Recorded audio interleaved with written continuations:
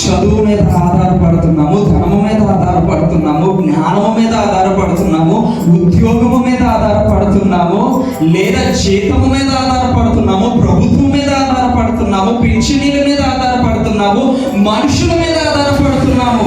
ఇవా ఆధారపడడానికి కారణం? ఇవి ఏమీ కాదు. మరి దేని మీద ఆధారపడాలంటే ఆధారపడటకు అర్హుడు ఆయన మాత్రమే. ఇవన్నీ మనల్ని మోసం చేసేస్తాయి ఒకరోజు, ఇవన్నీ విడిచిపెట్టి వెళ్ళిపోతాయి. కానీ ఆయన మాత్రము యుగ యుగములు సజీవుడు ఆయనే, యుగ యుగములు నిలిచిపోవాడు ఆయనే, మనతో ఉండువాడు ఆయనే.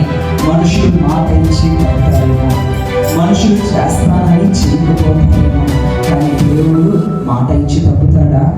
ఆయన అబద్ధం ఆడుతాడా? ఆయన అబద్ధం ఆడుటప్పుడు మనుషుడు కాదే.